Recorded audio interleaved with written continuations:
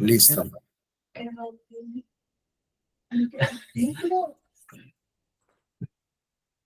Listo, veo que ya empezamos a grabar acá. Y creo que sacaron a mi esposa.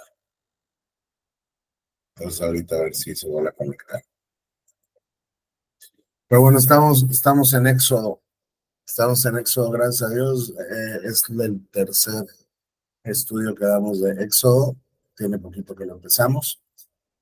La vez pasada nos quedamos en el llamamiento, ¿ok? Que Dios le hace a Moisés para que vaya con el faraón en Egipto y saque al pueblo de Israel. Recordemos que el pueblo judío entró como una familia nada más allá con José, pero pasaron 400 años y hoy ya se convirtió en una nación, ¿no? De millones de personas. Entonces, una vez que Dios llama a Moisés y él llega junto con su hermano, vamos a Egipto, van a hablar con los ancianos de Israel, ya vimos eso, y les dicen que Dios les envió para librarlos de la mano del faraón. Entonces, el capítulo 5 nos narra que después de que tienen este encuentro con los líderes, él junto con su hermano van a hablar con el faraón directamente y le dicen, esto dice el Señor Dios de Israel, deja salir a mi pueblo para que celebre un festival en mi honor en el desierto, es decir, deja salir a mi pueblo para que me adore, ¿no? El punto de la redención del pueblo judío iba a ser la adoración a Dios. Bueno, cuando leen el capítulo, pues se dan cuenta que el faraón dice, ¿quién es ese señor? ¿No? Yo no conozco al tal señor y no dejaré que Israel se vaya. Pero pues ellos insisten, o sea, déjanos hacer un viaje de 3 días al desierto a fin de ofrecer sacrificios al Señor nuestro Dios. Si no lo hacemos, nos matará con una plaga o a filo de espada. O sea, estamos bajo la obligación de adorar a Dios. Entonces, déjanos ir. ¿Ok? Y pues el faraón simplemente no quiere. Y después, como venganza un poco por lo que le fueron a decir, les hace el trabajo que tenían que hacer más duro, ¿no? O sea, vamos, ahora tienen que estar fabricando la misma cantidad de ladrillos que fabricaban antes, pero ya no les vamos a dar paja, ustedes vayan a buscar. Esta paja iba ahí en el proceso como de fabricación de los ladrillos, pero pues antes se las llevaban ellos, todos los egipcios, pero hoy pues sabes que tienes que irla tú a buscar, porque veo que tienen mucho tiempo libre, son unos perezosos y por eso quieren salir, ¿no? Entonces como que les cargan el trabajo. Y cuando leen el capítulo, se van a dar cuenta que los judíos, pues como que se molestan con Moisés y con su hermano, ¿no? O sea, que el Señor los juzgue y los castigue, estoy en el 21 acá, que el Señor los juzgue y los castigue por habernos hecho repugnantes a los ojos del faraón y de sus funcionarios. Ustedes mismos les pusieron una espada en la mano y les dieron una excusa para que nos maten. O sea, el pueblo judío se va a caracterizar, y si has leído toda la Biblia ya lo sabes, por quejarse continuamente del Señor y de sus planes y de sus propósitos. Justo hoy por la mañana que estaba con mis hijas y con mi esposa, pues en el punto familiar estábamos en Elías y hay una sección donde se hace todo un repaso de la historia del pueblo judío desde que Dios llama al patriarca, ¿no? Hasta que regresan del destierro, del cautiverio en Babilonia. Y te das cuenta que Dios siempre hizo cosas buenas por ellos, Dios fue misericordioso, Dios fue compasivo, Dios les dio maná, Dios les abrió el mar, Dios les dio, pues muchas cosas, y ellos siempre respondían a la bondad de Dios con rebelión. Entonces, desde acá, ellos ya saben que Dios envió a Moisés y a su hermano para liberarlos. Pero de repente los planes como que no salen como ellos piensan, o el faraón les carga un poco más el trabajo y lo primero que hacen es quejarse. ¿Okay? Y Moisés, vamos a aprender que siempre está en esta relación con el pueblo judío entre la espada y la pared. Porque él, digamos, obedece a Dios, pero tiene que estar tolerando la rebelión continua del pueblo que Dios le llamó a pastorear. Entonces, cuando se quejan con Moisés, pues él va con el Señor y le dice, Señor, ¿por qué trajiste toda esta desgracia a tu propio pueblo? ¿Por qué me enviaste? ¿No? Desde que me presenté ante el faraón como tu vocero, él se ha vuelto aún más brutal contra tu pueblo y tú no has hecho nada para rescatarlo. Y él también un poco, pues, le pasa, digamos, pues esta queja, esta frustración que tiene directamente a Dios, ¿no? Porque tal vez él esperaba llegar, que todo fuera más fácil, pero todas las cosas como que se están complicando. Sin embargo, Dios ya dijo que va a hacer algo y Dios lo hará. Porque para empezar, Dios tiene un pacto con los patriarcas que él va a cumplir. Él tiene que regresar al pueblo de Israel, a la tierra de Canaán, porque Dios dijo que se las daría como heredad perpetua. Entonces Dios está aquí trabajando en el capítulo 6. Entonces el Señor le dijo a Moisés, ahora verás lo que le haré al faraón. Cuando él siente el peso de mi mano fuerte, dejará salir al pueblo. De hecho, él mismo los echará de su tierra. O sea, tú no te preocupes, vas a ver lo que yo voy a hacer. Al final, cuando yo juzgue al faraón, él solito los va a correr de su tierra. Dios también le dijo, yo soy Yahvé el Señor. Me aparecí, vamos a los patriarcas Abraham, Isaac y Jacob, como el Shaddai, el Dios Todopoderoso. Pero a ellos no les revelé mi nombre, Yahvé. ¿Ok? Y reafirmé mi pacto con ellos, mediante el cual prometí darles la tierra de Canaán, donde vivían como extranjeros. Puedes estar seguro de que oí los gemidos de los israelitas, que ahora son esclavos de los egipcios, y tengo muy presente mi pacto con ellos. Dios no se ha olvidado del pacto con Abraham. Él sabe muy bien lo que le prometió a los patriarcas. Ya pasaron casi 500 años, pero al final él va a cumplir su pacto porque él es fiel y él no puede mentir. Por lo tanto, dile al pueblo de Israel, yo soy el Señor. Te libertaré de la opresión con que sufres y te rescataré de tu esclavitud en Egipto. Te redimiré con mi brazo poderoso y con grandes actos de juicio. El rescate que voy a hacer de ti va a ser con gran poder y con grandes actos de juicio. Voy a juzgar a los egipcios. Te tomaré como pueblo mío y seré tu Dios. Entonces sabrás que yo soy el Señor tu Dios, quien te ha librado de la opresión de Egipto y te llevaré a la tierra que juré dar a tus antepasados, Abraham, Isaac y Jacob. Te la daré a ti como posesión exclusiva. Yo soy el Señor. Entonces ve con el pueblo otra vez, repíteles esto, diles, yo te voy a sacar de la esclavitud en Egipto, yo sé lo que estoy haciendo, mi brazo es poderoso y tu redención, tu liberación será con grandes actos de juicio. ¿Ok? Si sigue leyendo, se dan cuenta que Moisés llega con el pueblo, se lo dice, pero ellos no quieren escuchar, porque dice que están desalentados por la brutalidad de su esclavitud. Y entonces ahí Dios vuelve a mandar a Moisés con el faraón y van a comenzar lo que conocemos como las 10 plagas, que en realidad, Dios ya nos dijo que va a sacar a su pueblo con grandes actos de juicio, ¿ok? Pero el juicio no es solo contra los egipcios, sino contra los dioses de Egipto. Dios va a estar juzgando a los dioses egipcios, que son ídolos, que son nada, por medio de los juicios que está a punto de ejecutar.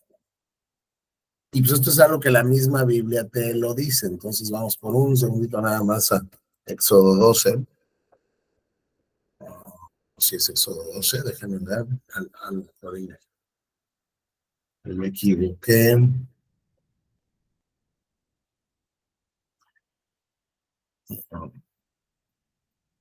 Bueno, ahorita vamos a llegar ahí. Vamos en un rato. Pero el punto es, Dios está juzgando tanto al pueblo como a los dioses egipcios. ¿Ok? A ver dónde me quedé acá. Un momento. Aquí estoy. Entonces, Dios comienza con, con los milagros, ¿no? En el capítulo 7, entonces el Señor le dijo a Moisés, presta mucha atención a lo que voy a decir, yo haré que para el faraón parezcas como Dios y tu hermano Aarón será tu profeta. Es decir, tú vas a hablar como si fueras yo. Dile a tu hermano todo lo que yo te mande y él deberá ordenarle al faraón que deje salir de su territorio al pueblo de Israel. O sea, simplemente tú platica con tu hermano y él se lo dirá directamente al faraón, porque recuerden que Moisés decía es que yo soy torpe para hablar y todo esto, y Dios le puso un vocero por gracia. ¿Ok? Aquí bien clave es, una vez que Dios le está mandando y le está diciendo, vas a hacer esto, esto y esto, el versículo 3, sin embargo, yo haré, esto es Dios hablando, que el corazón del faraón se ponga terco para poder multiplicar mis señales milagrosas y mis maravillas en la tierra de Egipto. Aún así el faraón se negará a escucharte. Por eso alzaré mi puño contra Egipto. Luego rescataré a mis ejércitos, a mi pueblo, los israelitas de la tierra de Egipto, con grandes actos de juicio. Cuando levante mi mano poderosa y saque a los israelitas, los egipcios sabrán que yo soy el Señor. Y aquí clave es, Dios mismo dice, yo haré que el corazón del faraón se ponga terco. Yo, Dios, voy a endurecer al faraón para que él no escuche. Y entonces yo tenga ocasión para todavía multiplicar mis maravillas, mis juicios y milagros en la tierra de Egipto. Y aún con todo eso, él no te va a escuchar. Así que yo seguiré alzando mi puño contra Egipto. Pero luego con grandes actos de juicio, yo voy a rescatar a mis escuadrones, a mi pueblo. ¿Ok? Y los egipcios, no solo los israelitas, sino los egipcios, sabrán que yo soy el Señor. Entonces, y si se acuerdan, esta sección es la que cita Pablo en Romanos 9, cuando nos está hablando de la soberanía de Dios en la elección. Dice que las escrituras le dicen al faraón, para esto te levanté, tú solo existes, tú solo vives, tú solo naciste. Yo te mandé al mundo con un propósito, y tu propósito es que yo te juzgue delante de todo el mundo y que yo endurezca tu corazón para que yo muestre en ti mi poder. ¿Por qué? Porque yo quiero que tú te endurezcas y que yo tenga que mostrar más juicios contra tu tierra y mi nombre, y lo vamos a ver después que lo dice claramente, y para que mi nombre sea entonces famoso y dado a conocer por toda la tierra. No hay un lenguaje más claro de que Dios es absolutamente soberano, aún en el corazón humano, aún en la salvación del ser humano. ¿Tienen alguna pregunta o comentario por cuanto a este tema? No. No. Ok. Entonces seguimos. Miren, espérenme que ya busqué ahorita rapidísimo y si era en Éxodo 12 lo que yo quería encontrar. Aquí está. Esa noche pasaré por la tierra, por Egipto, y heriré de muerte a todo hijo varón, primer hijo varón y la primera cría macho de los animales en la tierra de Egipto.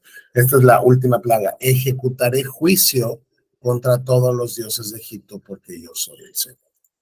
O sea, las plagas fueron un juicio contra Egipto y fueron un juicio contra sus dioses.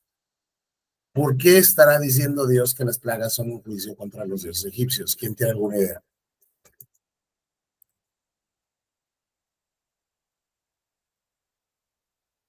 Por ahí, ¿quién tiene alguna idea? ¿Por qué creen que Dios dice voy a juzgar a los dioses egipcios?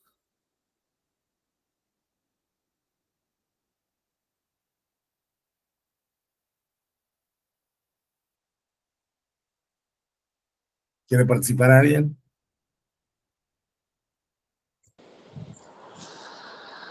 No sé. Dale, dilo. Ya hablaste tú, dilo ahora. A ver, venga. Dale. Aldo. Aldo. A ver. Que era para demostrar que las 10 plagas iban como que en contra de lo que creían de los egipcios, de sus dioses. Entonces así iban a ver que sus dioses no tenían poder ni nada. Exactamente, muy, muy bien, Aldo. Y ahí está el punto y lo vamos a ver ahorita. A ver, Danita, dime. Sí, o sea, creo que tenían el dios del Nilo, el dios de, así, no, o sea, de la muerte o de la vida, no sé, entonces cada plaga fue como directa a uno de sus dioses, o algo así, ¿no? Sí, o sea, vamos a hacer lo mismo que dijo Aldo, y muy, muy bien. Dios va a juzgar a los dioses egipcios porque va a tocarles ahí donde ellos pensaban que sus dioses controlaban, ¿no? Entonces, efectivamente, bueno, ellos tenían sus dioses protectores, por ejemplo, del río Nilo, ¿no? El río Nilo para los egipcios era fundamental. Digo, y no para los egipcios, cualquier cultura, digamos, antigua, si te das cuenta en un mapa, cuando surgen estas culturas, siempre surgen en los ríos. ¿Por qué? Porque, o sea, porque geopolíticamente son tremendamente importantes para el comercio, para la navegación, para la comunicación. Entonces, los ríos para una cultura, digamos, antigua, y hoy también todavía los mares, los ríos eran tremendamente importantes. Pero los egipcios, bueno, tenían a sus dioses protectores del río Nilo, ¿no? No me acuerdo exactamente cómo se llaman, pero era, o sea, pues, creo que el dios Hapi, el dios Nun, Osiris, me parece, son los dioses que estaban protegiendo el río Nilo. ¿Ok? Y una vez que Dios anuncia que él endurecerá el corazón del faraón para que él multiplique sus maravillas, entonces comenzamos con las plagas. Solamente aquí recordemos que Moisés tenía 80 años y su hermano 83 cuando empezaron su ministerio de rescatar al pueblo de Israel. O sea, ya estaba grande Moisés. ¿Ok? O sea, ya era pues un anciano cuando estaba empezando su tarea y todavía vivió hasta los 120 años, 40 años con el pueblo ahí en el desierto, ¿no? Entonces, acá pues básicamente, bueno, pues les dice, el faraón querrá ver un milagro, tira tu vara, se va a convertir en serpiente, pero el faraón llama también a sus magos y hacen lo mismo, ¿ok? Y no me dice que haya sido un truco, simplemente, pues Satanás también tiene una cuota de poder, ¿no? Entonces están, digamos, imitando al principio los magos, los milagros que está haciendo Moisés. Pero solo lo van a poder hacer un poco de tiempo porque después no pueden replicar lo que Moisés sigue haciendo. Entonces, cuando, por ejemplo, pasa esto, que Moisés tira su vara y se convierte en una serpiente y sus magos lo pueden imitar, dice que el corazón del faraón siguió endurecido. O sea, él no estaba dispuesto a escuchar las demandas que Dios presentaba por conducto de sus mensajeros. Entonces comenzamos con la primera plaga, que es la plaga de sangre. Digo, sé que están, o sea, bueno, sé que ya conocen esto, espero que estén en este momento con el Éxodo en su lectura para que llenen todas las lagunas que no voy a tocar yo. Pero pues básicamente es la primera plaga, es ve con el faraón, ¿ok? En la mañana, cuando está en el río, párate en la ribera del Nilo, ahí con él, lleva la vara, y luego anúnciale lo siguiente: el Señor Dios de los hebreos me envió a decirte, deja ir a mi pueblo para que me adore en el desierto, hasta ahora te has negado a escucharlo. Otra vez Dios enfatizando que la causa de la redención, la causa de la liberación es la adoración de él, ¿ok? Y Dios ya te dijo que dejaras ir a mi pueblo y no lo has escuchado. Entonces Dios te va a mostrar que él es el Señor. Y ya sabemos qué pasa, con su vara golpea el río Nilo y se convierte en sangre, ¿no? Los peces se van a morir, el río apestará y los egipcios no podrán beber agua del Nilo. Entonces, pues tú sigues ahí pues con el texto y sabes que eso es lo que sucede. Pero no solo se convirtió, digamos, en sangre el Nilo, sino sus ríos, canales, estanques y depósitos de agua. Todo, o sea, todo el agua se convirtió en sangre. Dice, en todo Egipto el agua se transformará en sangre, incluso el agua almacenada en vasijas de madera y en tinajas de piedra. No van a poder tomar agua. No van a tener agua. Entonces, Dios juzga de esta manera a los dioses egipcios que estaban protegiendo al río Nilo, que para los egipcios, insisto, era tremendamente importante. Entonces, oye, hay un Dios más poderoso que mis dioses que es capaz de dañar el Nilo, ¿no? O sea, quiere decir que mis dioses no son tan poderosos como este Dios, ¿sale? Pero aún así sus magos vuelven a usar sus artes mágicas y también imitan el milagro, también convierten el agua en sangre. Satanás, insisto, en este tiempo, antes de la cruz, tiene una cuota de poder. Entonces, de modo que el corazón del faraón siguió endurecido y se negó a escuchar a Moisés y a Aarón tal como el Señor lo había dicho. El faraón se fue a su palacio y no les prestó más atención. Entonces fueron los egipcios, cavaron todas las riberas del río, buscaron agua potable, ¿no? Porque no podían beber agua del río. O sea, bueno, pues del río Nilo. Y una vez que Dios juzga y comienza sus juicios contra Egipto y no escuchan, viene otra plaga, que es la plaga de las ranas, ¿no? Y otra vez ve con el faraón y dile lo siguiente: deja ir a mi pueblo para que me adore. Otra vez Dios enfatizando la adoración que su pueblo le debe y es el motivo de la redención. Dice, si no lo dejas ir, plagas de ranas por todo tu territorio, ¿no? Si siguen leyendo van a ver o sea, que salieron ranas que cubrieron todo Egipto, pero los magos pudieron hacer lo mismo con sus artes mágicas. También lograron que aparecieran ranas en la tierra de Egipto. Es el tercer milagro que los magos están imitando, están reproduciendo, ¿no? Sin embargo, el faraón tuvo que llamar a Moisés junto con su hermano para pedirle que rogaran al Señor que quitara las ranas de él y de su pueblo. De alguna manera sus magos solo pudieron aparecerlas, pero no las podían quitar. Entonces tuvo que comunicarse con ellos, tuvo que mandarlos llamar y les dijo, por favor, pídanle a su Dios que me quite las ranas, ¿ok? Y yo dejaré que su pueblo salga para que le ofrezca sacrificios. Y Moisés le dijo, tú dime a qué hora. Dime cuándo quieres que ore por ti, por tus funcionarios y por tu gente. Entonces tú y tus casas se librarán de las ranas y estas quedarán solo en el río Nilo. Tú dime a qué hora, yo oro y en ese momento las ranas se van. Y el faraón dice que lo hagan mañana mismo. Esta es una pregunta interesante, porque ¿por qué esperar hasta mañana? O sea, si estás infestado de ranas y te están diciendo que tú dime a qué hora, yo oro por ti y de inmediato se van, ¿por qué esperar hasta mañana? ¿No? Pero digo, sinceramente no sé. Sin embargo, pues es curioso que no dijera hazlo en este momento, ¿no? Sino mañana mismo. De acuerdo, respondió Moisés, como lo dijiste será. Y sabemos entonces que claman por las ranas, se mueren las ranas, ya no hay plaga de ranas, pero cuando el faraón vio que ya no había ranas, estaba todo, digamos, aliviado ya, se puso terco y se negó a escuchar a Moisés y a Aarón, tal como el Señor había dicho. Este es un hombre que se está endureciendo y endureciendo y endureciendo y endureciendo porque Dios lo endureció. Y no escucha la palabra de Dios y no le interesa. Y está siendo juzgado y está viendo las plagas y está viendo que por la palabra de Moisés vienen y se van y aún así él se niega a escuchar a Dios. Luego viene la plaga de los mosquitos.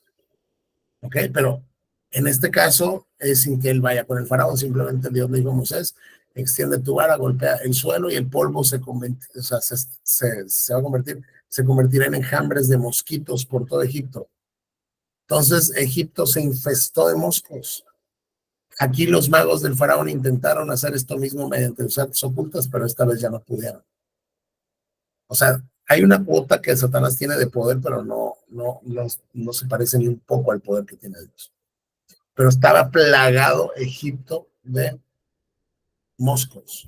Es el dedo de Dios, exclamaron los magos ante el faraón.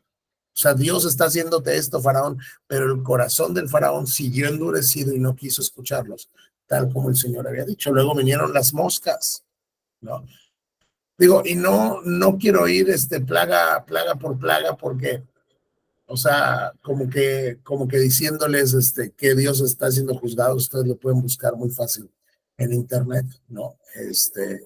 Porque Dios dijo, voy a juzgar a los dioses egipcios, y ahí hay gente que te muestra cuál es el Dios, o sea, bueno, está controlando como que cada cosa y cómo Dios lo está juzgando, ¿no? Lo que me interesa aquí ver es más la soberanía de Dios, en levantar al faraón solo para juzgarle y para tener que juzgarle tanto que su nombre sea famoso, ¿no? Entonces, vienen las moscas, otra vez dejen a mi pueblo para que me adore, si no vienen moscas, llegaron las moscas. Pero dice, pero esta vez voy a hacer una excepción con la región de Gosén, donde vive mi pueblo. Voy a proteger a mi pueblo de esta plaga. Allí no va a haber moscas. Ahora va a ser más claro.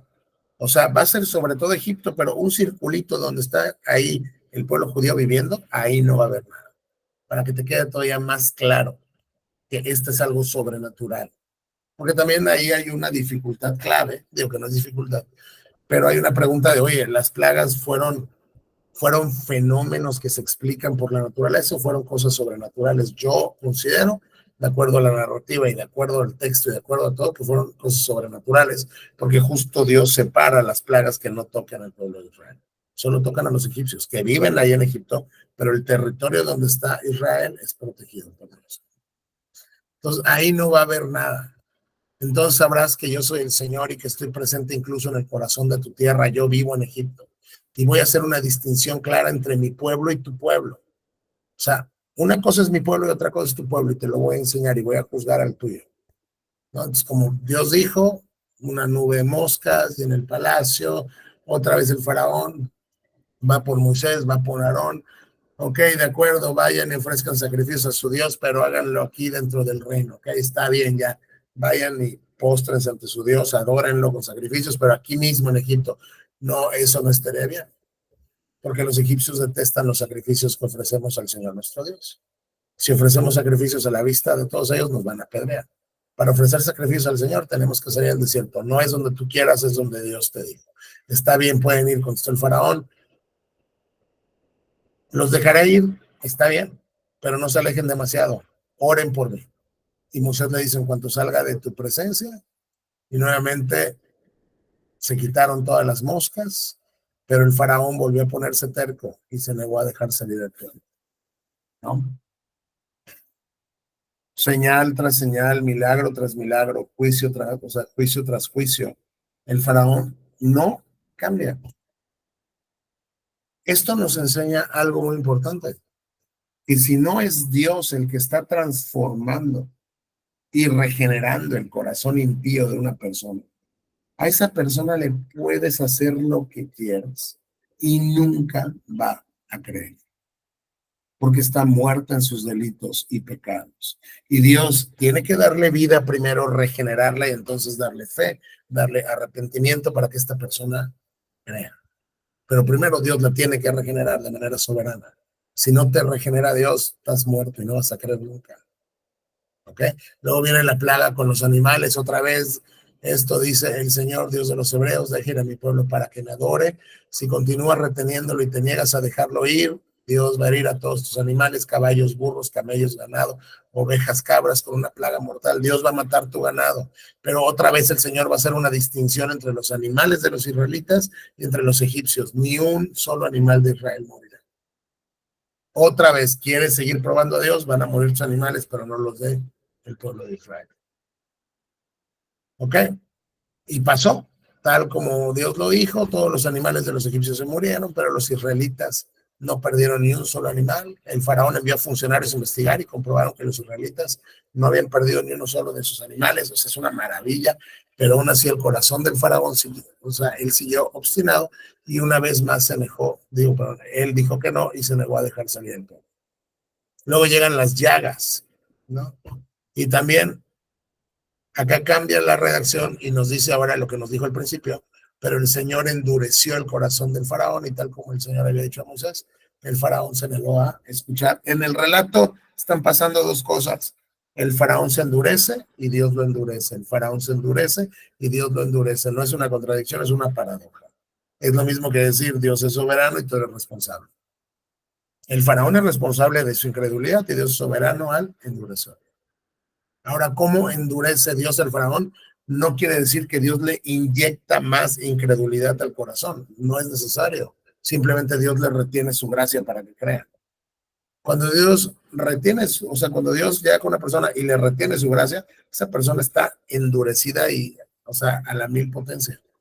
Porque Dios no es el autor del pecado, Dios no inyecta pecado, Dios no crea pecado, el hombre solito es suficientemente capaz de estar endurecido hasta la eternidad, y si Dios retira su gracia, esa persona se endurece total y permanentemente. Entonces, otra vez aquí, el Señor endurece el corazón del faraón, ¿no? Luego viene la plaga del granizo, ya la conocen también, van a caer unos granizos tan grandes, ¿no? Sobre la gente, sobre los animales, sobre las plantas, ¿no? Pero otra vez, donde no cayó granizo fue donde estaban los judíos, en la región de Gosén. El faraón otra vez mandó llamar a su hermano, ¿no? Digo, pero o sea, vamos a Moisés junto con su hermano.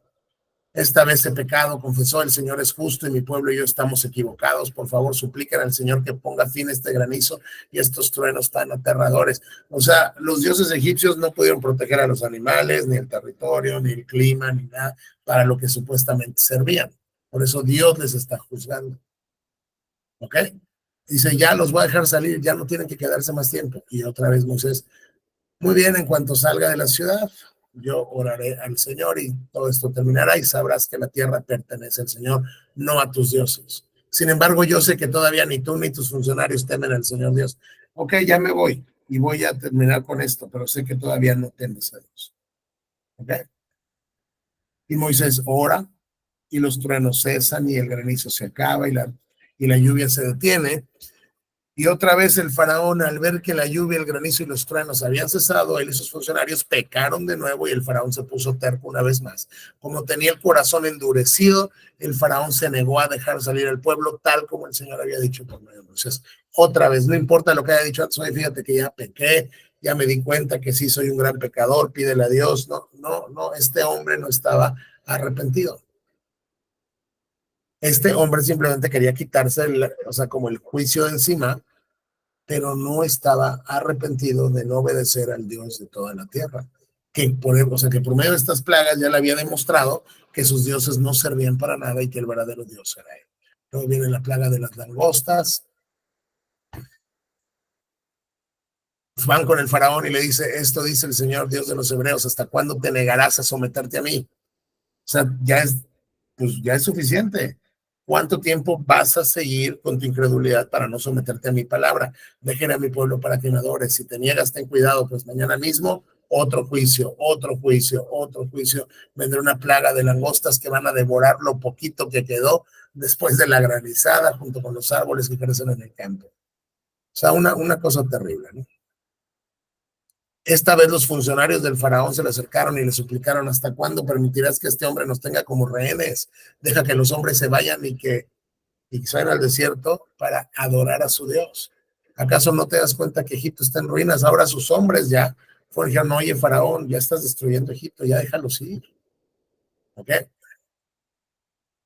Entonces dijo, ok, bueno, traigan a Moisés junto con Aarón. Pero al final él no cede, ¿no? En quién puede ir. Porque vamos a ir todos, jóvenes y mayores, hijos e hijas, rebaños, manadas, todos tenemos que estar ahí para que adoremos a Dios. Sin embargo, el faraón dice, verdaderamente necesitarán que el Señor esté con ustedes si dejo que se lleven a sus hijos pequeños. O sea, están tan mal, no los voy a dejar ir con sus niños. Me doy cuenta que tienen malas intenciones, jamás. Solo los hombres pueden ir para adorar al Señor, ya que eso es lo que pidieron. Entonces el faraón los echa del palacio, ¿no? Vienen las langostas, cubren toda la tierra egipcia, y se oscurecen todo el reino y devoran las plantas, los árboles, lo poquito que quedó del granizo se lo comen las langostas. Otra vez el faraón manda llamar, oye, he pecado contra el Señor su Dios y contra ustedes, perdonen mi pecado una vez más y ruegan al Señor su Dios para que aleje de mí esta muerte. O sea, ya de verdad, ahora sí, perdón. Moisés ora, Dios responde, se lleva las langostas, no queda una sola langosta en la tierra de Egipto, pero el Señor nuevamente endureció el corazón del faraón, por lo cual no dejó salir al pueblo. Entonces, vemos este patrón, él se endurece, Dios lo endurece, él se endurece, Dios lo endurece. Luego viene la plaga de las tinieblas, una gran oscuridad, lo mismo, no los voy a dejar ir, dejen sus rebaños aquí, no, o sea, tenemos que presentar sacrificios, ¿no? Pero pues el faraón al final no quiere y dice que el Señor endureció el corazón de faraón una vez más y no quiso dejarlo salir. Lárgate, le gritó el faraón a Moisés, te advierto, jamás regreses a verme, el día que me veas la cara vas a morir. Y Moisés le dijo, nunca más me vas a volver a ver. Porque viene la última plaga, que es la muerte de los primogénitos, de los primeros hijos varones de Egipto.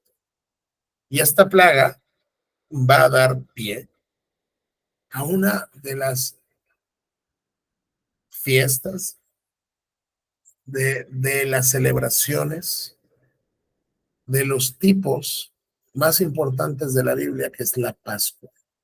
Porque la Pascua va a ser la sombra que va a representar lo que en un futuro va a ser el sacrificio de Jesús en la cruz. Entonces, gracias a esta plaga, la Pascua existe.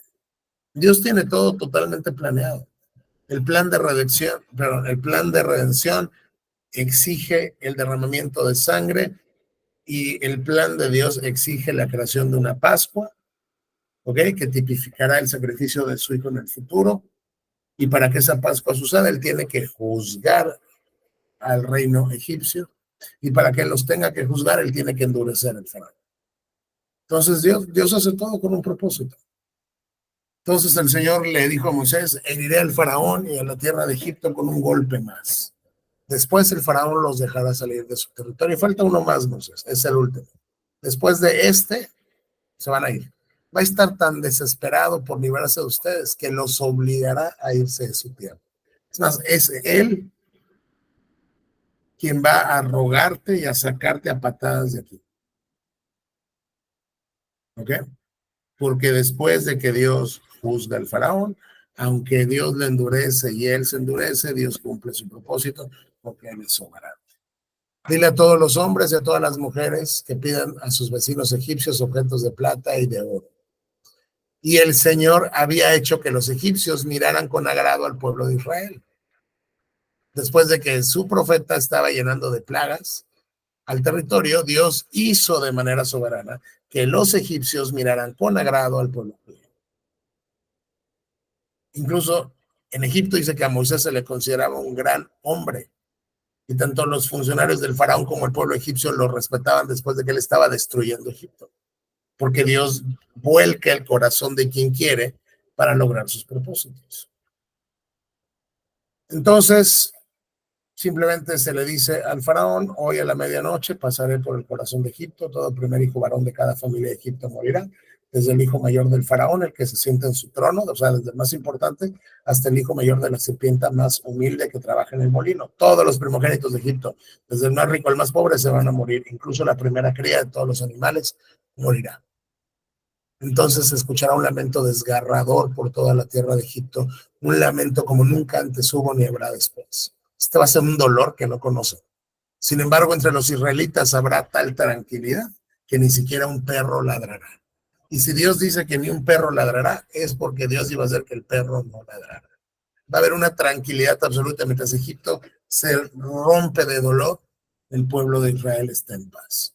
Entonces sabrán que el Señor hace una distinción entre los egipcios y los israelitas. Ya se lo dijo antes al faraón, yo voy a hacer distinciones entre mi pueblo y tu pueblo. Este es un principio general de las escrituras. Dios no trata igual al justo que al impío, ni corre la misma suerte el justo que el impío. Y el patriarca Abraham ya lo sabía, por eso cuando Dios baja y está dispuesto a destruir a Sodoma y Gomorra, lo primero que le dice el patriarca es, ¿vas a destruir al mismo tiempo al justo con el impío? Que jamás suceda tal cosa, ¿no? ¿Cómo el juez justo va a permitir que el justo sea destruido con el impío? Entonces Dios sí hace distinción entre su pueblo y los que no son su pueblo. ¿Ok? Todos los funcionarios en Egipto van a correr a buscarme, van a caer ante el sol y van a suplicar, por favor, vete, apresúrate, llévate a todos tus seguidores, solo hasta entonces me voy a ir. Y Moisés se fue de la presencia del faraón. ¿Ok? Moisés, junto con su hermano Aarón, realizaron esos milagros en presencia del faraón, pero el Señor endureció el corazón del faraón y no dejó salir de su territorio a los israelitas. Entonces, Dios ya le había dicho, vas a hacer esto, ABC, yo voy a endurecer su corazón, él endurecerá su corazón y no los dejará ir. Pero después de esta plaga, Dios le dijo, esta es la última. Ahora sí, una vez que esta plaga termine, te van a correr, ¿okay? Te van a sacar. Entonces, mientras los israelitas estaban todavía en Egipto, el Señor dio las siguientes instrucciones a Moisés y a su hermano Aarón. A partir de ahora, desde este momento, este mes será el primer mes del año para ustedes. Ustedes van a empezar a contar su calendario a partir de este mes, que es el mes de su liberación. Anuncian a toda la comunidad de Israel que el 10º día de este mes, o sea, vamos, este mes es el primero, el 10º día de este mes, cada familia deberá seleccionar un cordero o un cabrito para hacer un sacrificio, un animal por cada casa. Cada familia, no por persona, sino cada familia, tiene que seleccionar un sacrificio. ¿Ok?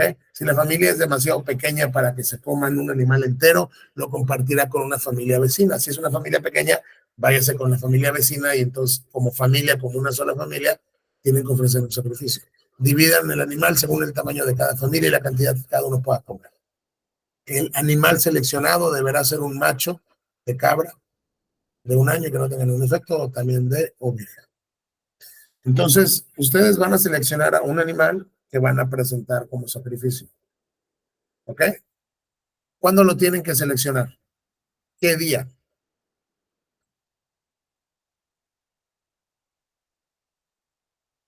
¿Qué día tenían que seleccionar al animal?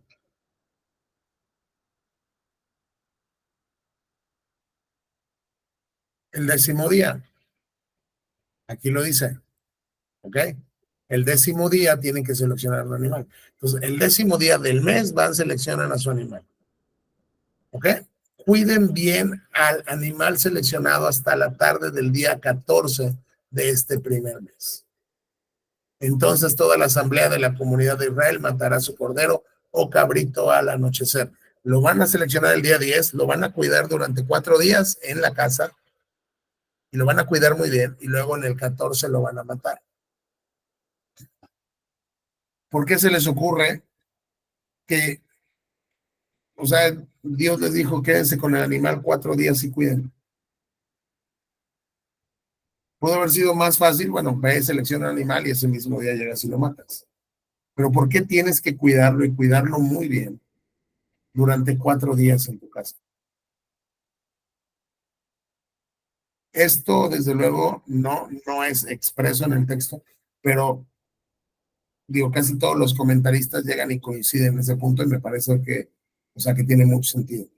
Pero ¿por qué creen ustedes que Dios le pedía que cuidaran 4 días el animal en su casa?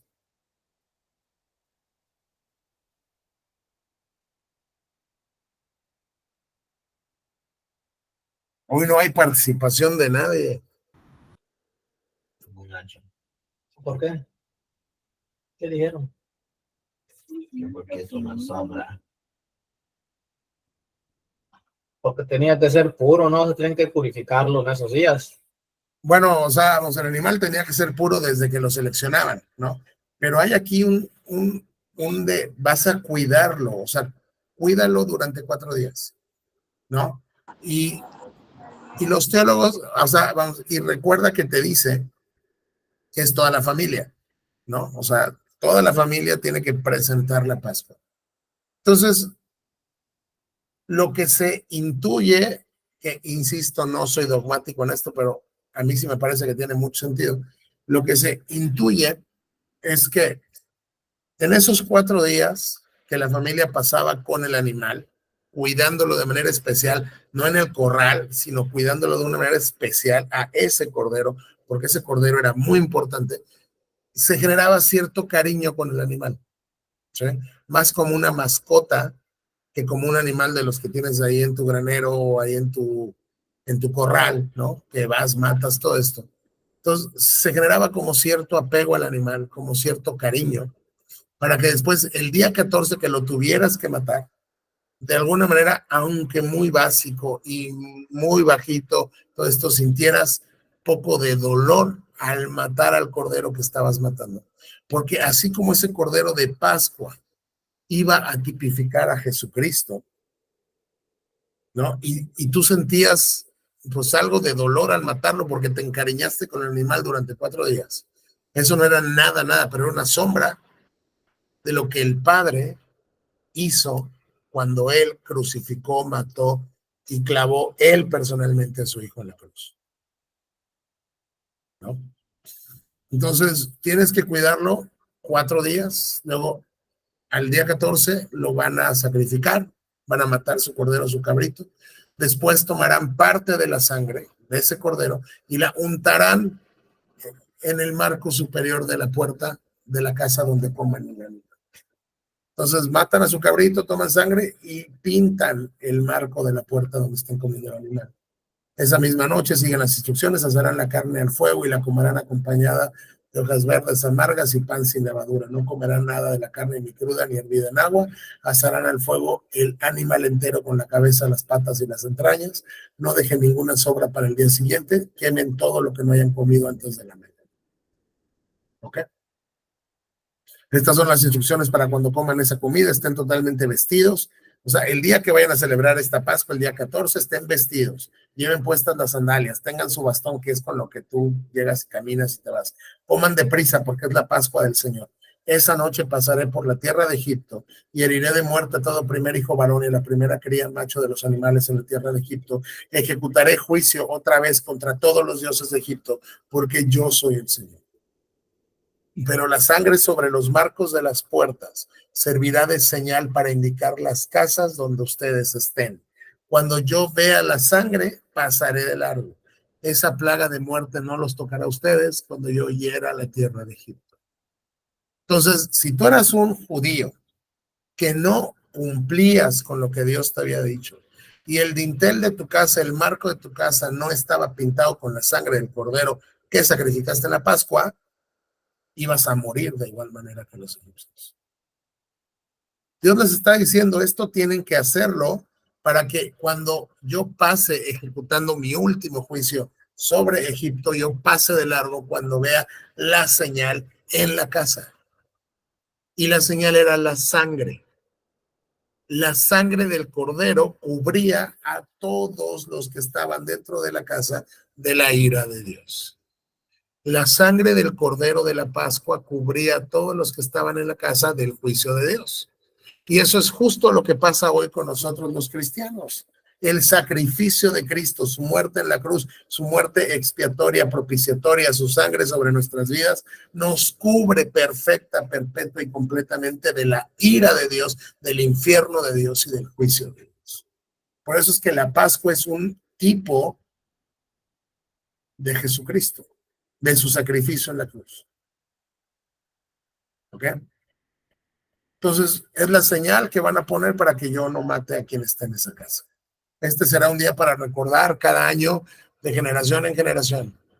Deberán celebrarlo como un festival especial al Señor. Esta es una ley para siempre. Esta es una ley para siempre. Esta es una ley perpetua. Esta es una ley por sus generaciones. Y esto fue dado, recuérdenlo, antes del Sinaí.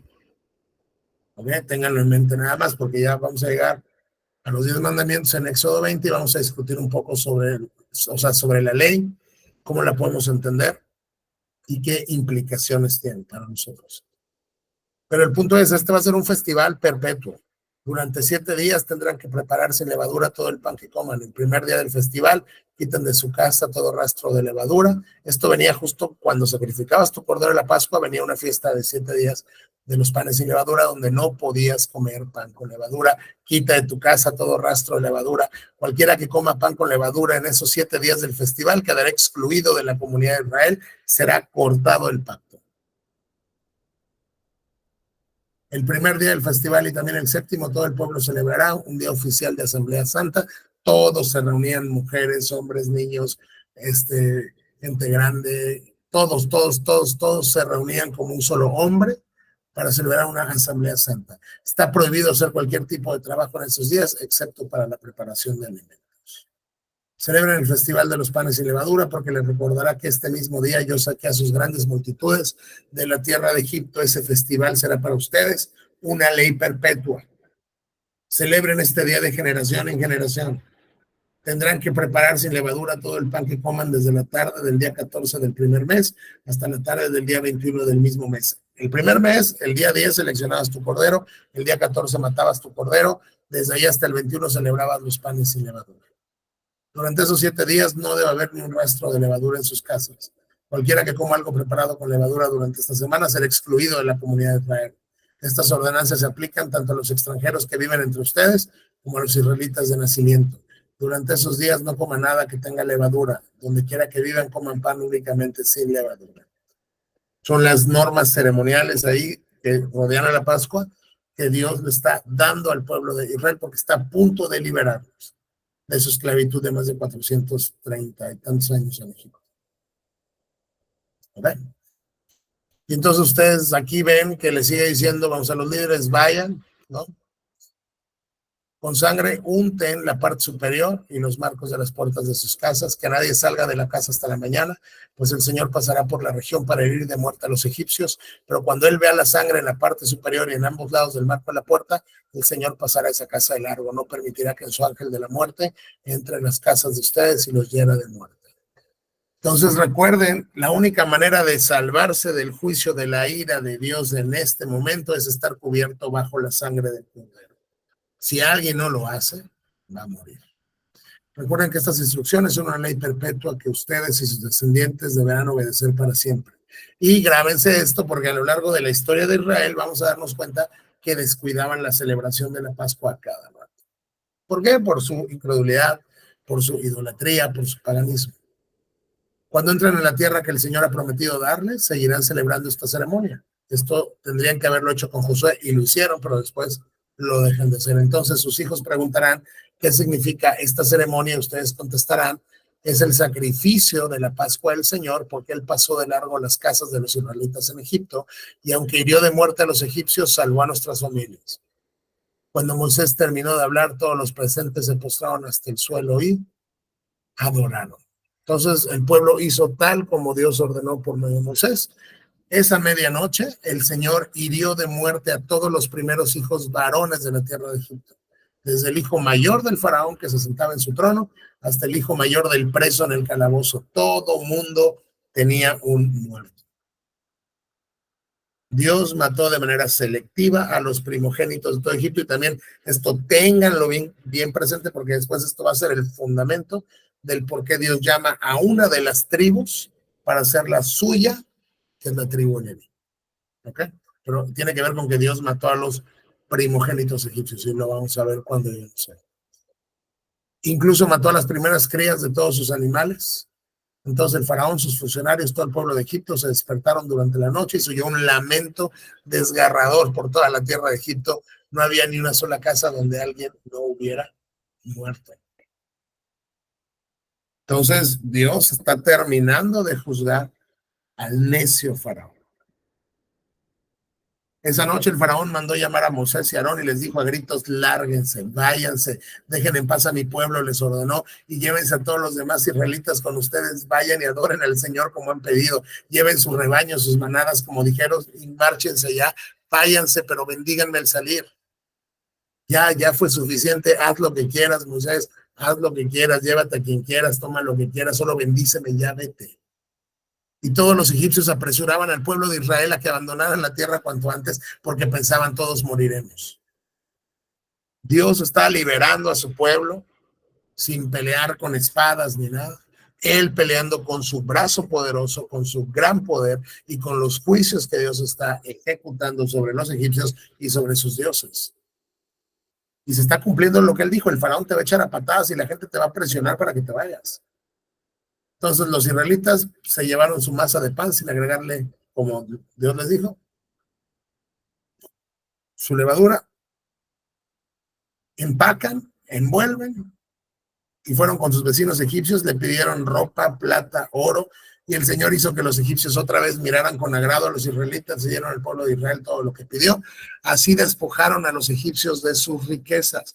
No solamente los liberó de su esclavitud, sino los hizo salir con las manos llenas de riqueza, que los egipcios voluntariamente les entregaron, porque Dios soberanamente hizo que los vieran con agrado, aún después de todos estos juicios.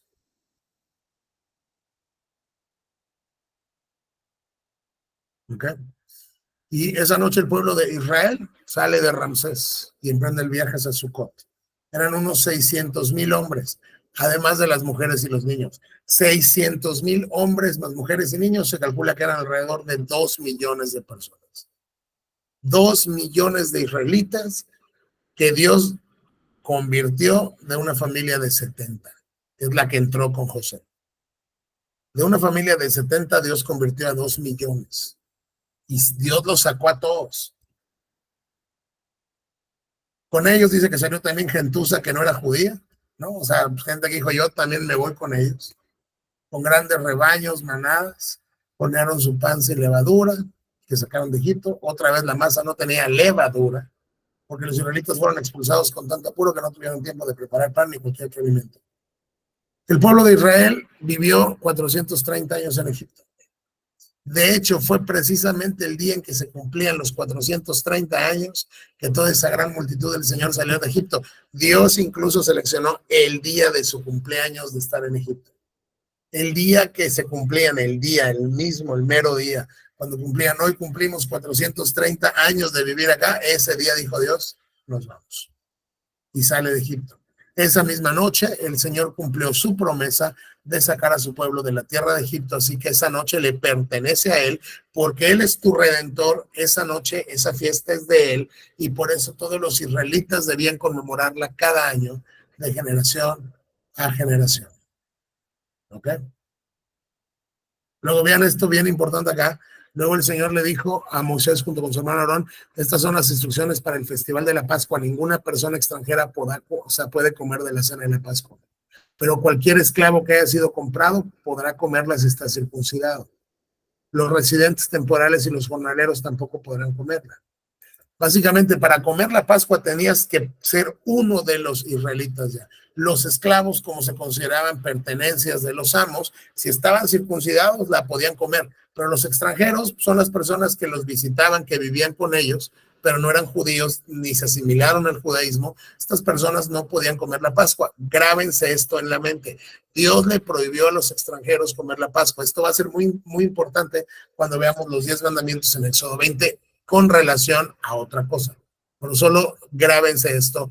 Una persona extranjera no podía comerla. La Pascua estaba llena de simbolismo ceremonial y tenías que pertenecer al pueblo del pacto para poderla comer. ¿Ok? Entonces acá siguen, digamos, instrucciones por cuanto a la Pascua, que ya las leímos ahorita, ¿no? O sea, espérame, digo, esto es bien importante también. En cada casa se comerá un solo cordero de Pascua. No saque nada de la carne fuera de la casa, ni quiebre ninguno de los huesos. Esto es importante. Al cordero de la Pascua no se le podía quebrar un solo hueso. El salmista, cuando escribe un salmo sobre el Mesías, dice, no le quebraron ni uno solo de sus huesos, porque Cristo tenía que ser el cordero de la Pascua. Y si al cordero de la Pascua no le quebraban un hueso, a Cristo no le podían haber quebrado ni un solo hueso. Lo cual era rarísimo en una crucifixión, porque ahí les quebraban las rodillas para que se asfixiaran más rápido. Pero desde aquí viene esta referencia de ni uno solo de sus huesos fue quebrado, porque Dios está diciendo Cristo es el Cordero de la Pascua. Por eso pongan atención donde dice no le quiebren ni uno solo de sus huesos. Toda la comunidad de Israel, solo de Israel, no los extranjeros, debe celebrar el festival de la Pascua.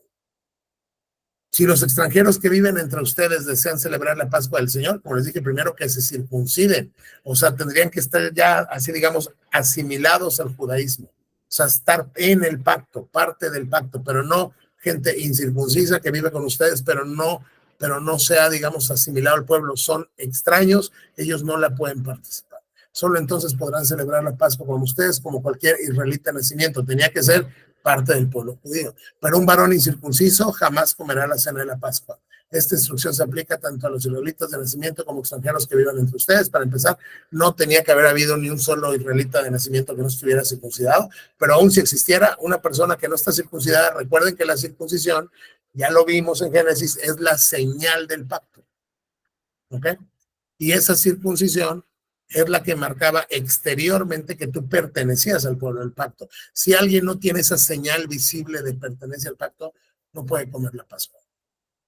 Entonces todo el pueblo de Israel cumplió todos los mandatos del Señor que le dio a Moisés y a su hermano Aarón. Ese mismo día el Señor sacó de Egipto al pueblo de Israel como un ejército. ¿Ok? Y aquí nos vamos a quedar. En el capítulo 13.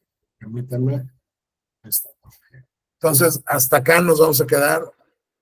Ya vimos las 10 plagas, la Pascua. Luego vamos a ver qué pasa con el cruce del Mar Rojo, ¿no? Vamos a ver, hay muchas cosas interesantes antes de llegar al capítulo 20, que es fundamental el Éxodo, porque es el capítulo donde Dios, el rey de la teocracia, que acaba de fundar cuando saca a su país, y fue lo que platicamos en la primera clase que dimos de este libro, les tiene que dar leyes porque él va a ser el gobernante por medio de la clase sacerdotal, les tiene que dar leyes para que su país, su nación funcione. ¿Okay? Y esas leyes van a empezar en Éxodo 20. Y vamos a ver muchas leyes de cierta característica. Unas son morales, son universales, permanentes, vinculantes para nosotros el día de hoy.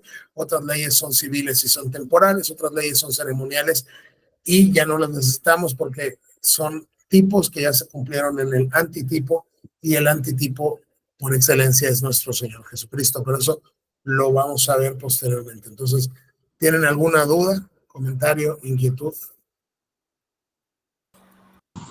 No. No. ¿No? Ok, entonces un momento, voy a terminar con la grabación.